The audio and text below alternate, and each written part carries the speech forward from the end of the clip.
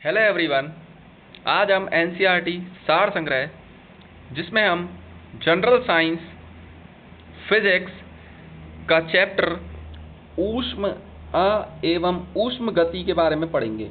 तो इस चैप्टर में हम वन लाइनर को देखेंगे। ये यूथ कंपटीशन की बुक है और इसमें 6th क्लास से लेकर 12th क्लास तक जितने भी वन लाइनर है उन सबको कंप्लीट किया जाएगा।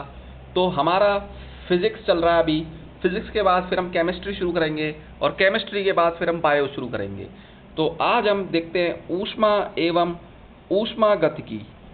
तो वह तापमान जिस पर पानी का घनत्व अधिकतम होता है 4 डिग्री सेल्सियस। ये कौन से एग्जाम में आया हुआ है? यूपी SSSC में आया हुआ है। तारों का रंग निर्भर करता है उसके तापमान पर। ये यूपी SSSC पैट में आया हुआ क्वेश्चन है। वह ऊष्मा अंतरण विधि जिससे पृथ्वी को सूरज से ऊर्जा प्राप्त होती है विकिरण। ये यूपी SSSC जेईई में आया हुआ क्वेश्चन है। अन्य परंपरागत तरीकों की तुलना में प्रेशर कुकर में खाना बनाने का काम तेजी से होता है क्योंकि कुकर के अंदर उच्च दबाव और अधिक क्वथनांक तेजी से खाना पकाने में सक्षम बनाता है। यूपी SSSC जेईई में आया हुआ क्वेश्चन है। शुद्ध जल का अधिकतम घनत्व डैश तापक्रम पर होता है 4 डिग्री सेल्सियस। जब जल जमता है तब इसका घनत्व घटता है। नमक को बर्फ के साथ मिलाने से हिमांक घटता है। सबसे कम तापमान जिस पर कोई पदार्थ आग पकड़ता है उसे कहा जाता है प्रज्वलन तापमान। वह धातु जो ताप का अच्छा सुचालक है परंतु बिजली का बुरा अभ्रक। दो कांच के गिलास एक दूसरे से एक के अंदर दूसरा चिपक जाते हैं, उन्हें अलग किया जा सकता है बाहरी गिलास को गर्म पानी में डालकर। बर्फ की गुप्त ऊष्मा है 80 कैलोरी प्रति ग्राम। फ़ारेनहाइट स्केल में पानी का क्वथनांक 212 डिग्री फ़ारेनहाइट। स्वस्थ मनुष्य का तापक्रम होता है 37 डिग्री सेंटीग्रेड। जिस तापमान पर वायु में जल वाष्प संघनित होना शुरू कर देगा उसे कहा जाता है ओसांक। वह प्रक्रिया जिसके द्वारा वायु में जल वाष्प जल की बूंदों में परिवर्तित होती है कहलाती है संघनन। वाष्पीकरण के फलस्वरूप होता है शीतलन। वायुमंडल के ऊर्ध्व तापमान की प्रक्रिया को कहा जाता है संवहन। ठोस पदार्थों में ऊष्मांतरण की प्रक्रिया को जाना जाता है चालन के रूप में। नैदानिक थर्मामीटर द्वारा मापा जाने वाला मानव शरीर का औसत सामान्य तापमान है 37 डिग्री सेल्सियस। फ़ारेनहाइट में जल का क्वथनांक होता है 212 डिग्री फ़ारेनहाइट। वाष्पीकरण की दर के घटने पर बढ़ती है आर्द्रता। लघुपतन के समय परिपथ में विद्युत धारा का मान है बहुत अधिक बढ़ जाता है। ऊष्मा इंजनों में से कार्बोरेटर का प्रयोग किया जाता है पेट्रोल इंजन। विद्युत चुंबकीय विकिरणों की ऊर्जा का अवरोही क्रम है गामा बीटा अल्फा। जब सीले बिस्कुटों को थोड़ी देर के लिए फ्रिज के अंदर रखा जाता है तो वो कुरकुरे हो जाते हैं क्योंकि फ्रिज के अंदर आर्द्रता कम होती है और इसलिए अतिरिक्त नमी अवशोषित हो जाती है। गीले कपड़े सबसे जल्दी सूख जाएंगे 20 डिग्री आर्द्रता 60 डिग्री तापमान पर। रेफ्रिजरेटर में खाद्य पदार्थ ताज़ा रखने हेतु सुरक्षित तापमान है 4 डिग्री सेल्सियस।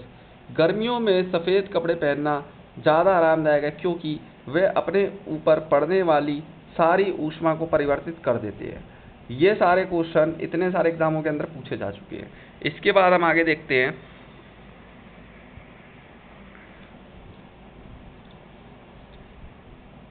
शीतकाल में जब झील की ऊपरी सतह का पानी बर्फ में बदल जाता है फिर भी जलीय जंतु जीवित रहते हैं क्योंकि पानी का घनत्व 4 डिग्री सेल्सियस पर सबसे अधिक होता है जिससे बर्फ की ऊपरी सतह के नीचे पानी रहता है।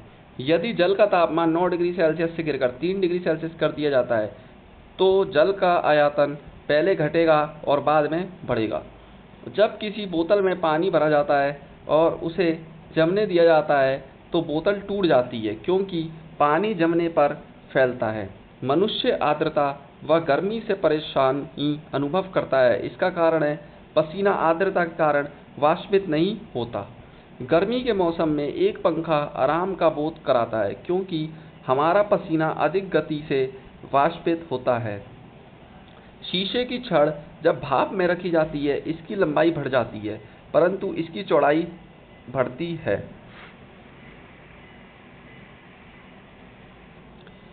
अधिक गंभीर ज्वालक पैदा होता है भाप से।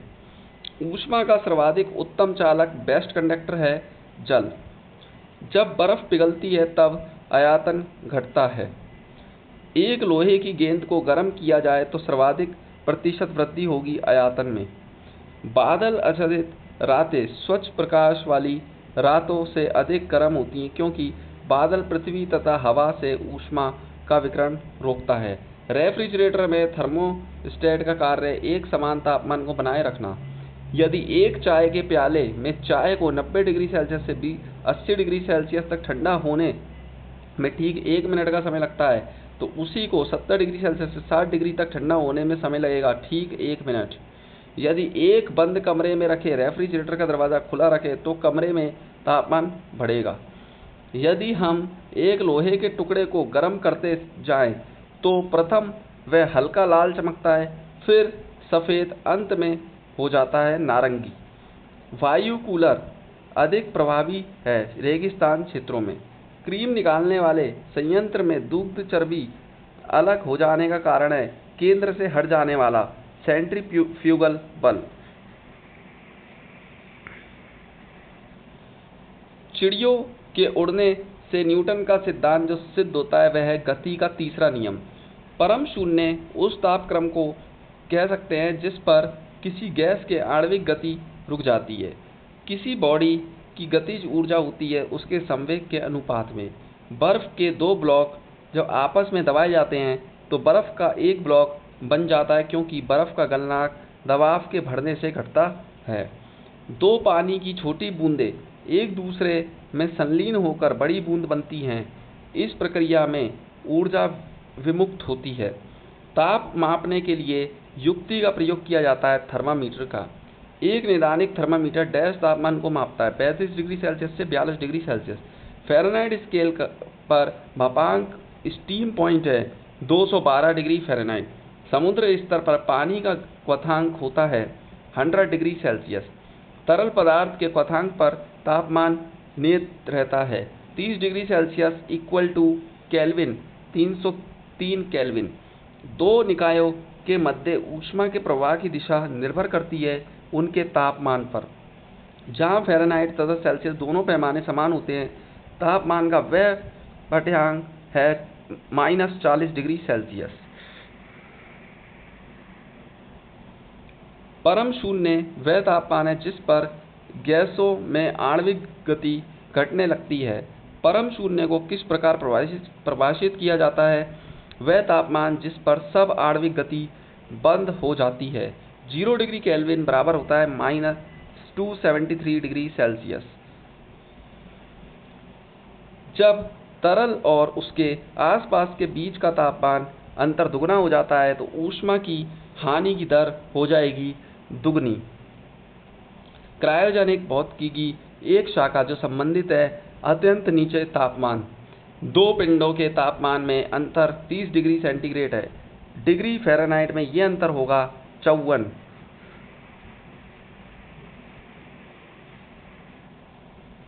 सूर्य पृथ्वी को किस माध्यम द्वारा ऊष्मा देता है? विकिरण द्वारा।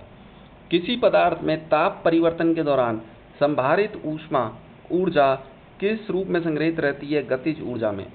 सूर्यास्त के बाद भी पृथ्वी की सतह के निकट वायु किस कारण ऊष्मा प्राप्त करती है?